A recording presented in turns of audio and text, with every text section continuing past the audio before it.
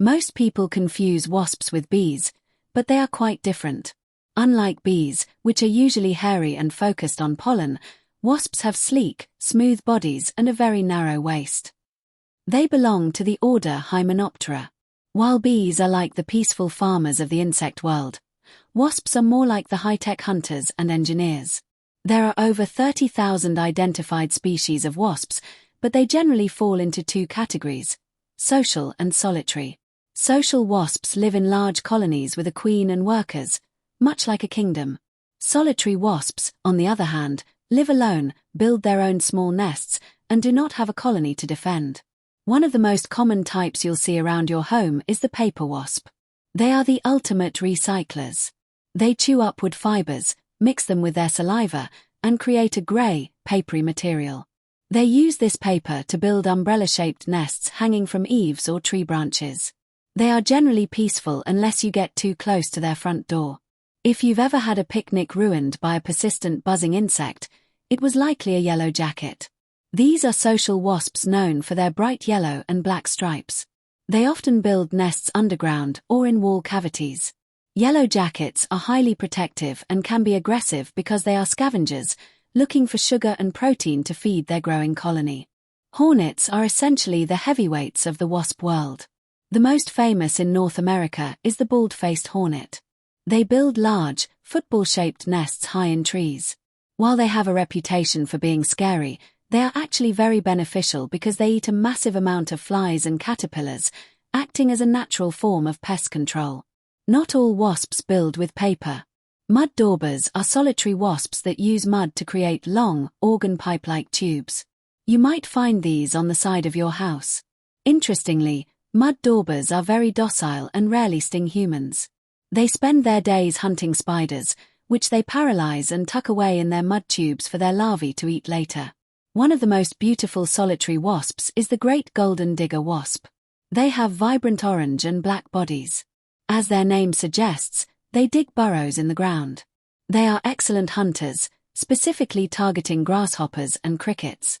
By keeping the insect population in check, they help protect gardens and crops from being overeaten. The cicada killer is one of the largest wasps in North America, and its size can be terrifying. However, they are almost completely harmless to humans. Their entire life revolves around hunting cicadas. They catch a cicada mid-air, paralyze it, and drag it into an underground burrow to provide a feast for their offspring. Nature also has its pretty side. Cuckoo wasps are small, brilliant, and metallic green or blue. They are often called jewel wasps. They don't build their own nests, instead, they lay their eggs in the nests of other wasps. They are like the secret agents of the insect world, using stealth rather than strength. The life of a social wasp begins with a queen. After surviving the winter, she emerges in the spring to start a new colony alone. She builds a few cells, lays eggs, and hunts for her first set of larvae. Once those larvae grow into adult workers, they take over the chores, allowing the queen to focus solely on laying thousands of eggs. Recent studies have shown that some wasps are incredibly smart. For example, certain species of paper wasps can actually recognize individual faces of other wasps in their colony. This helps them keep track of who belongs in the nest and who is an intruder, showing a level of social intelligence that is rare in the insect world. We should actually be thanking wasps for our food. Without them, our farms would be overrun by crop-destroying insects. Wasps hunt millions of tons of caterpillars, aphids, and flies every year. They are nature's policemen, keeping the insect population under control so that plants can thrive. While bees get all the credit for pollination, wasps do their fair share too. While they are hunting for protein, insects, to feed their babies, the adults themselves often drink nectar for energy. As they travel from flower to flower, they carry pollen along with them, helping flowers and fruits grow. Why do they sting? For a wasp, the stinger is a tool for hunting and a weapon for defense. Unlike honeybees, which die after they sting, a wasp can sting multiple times because its stinger is smooth. They only use it when they feel their home or their life is in danger. If you stay calm and move slowly, they usually ignore you. Wasps don't talk, but they communicate through pheromones, scent chemicals. If a nest is attacked, The wasps release an alarm pheromone that tells every other wasp in the area to come and help defend the home.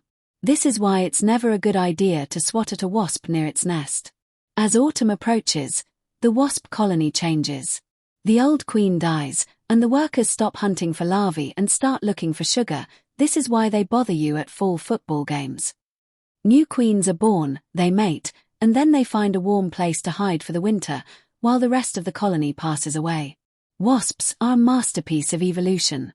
They are architects who invented paper long before humans did. They are brave protectors of their families and essential partners in our environment. Next time you see a wasp, instead of reaching for the spray, take a moment to appreciate the hard work and complexity of these tiny winged wonders.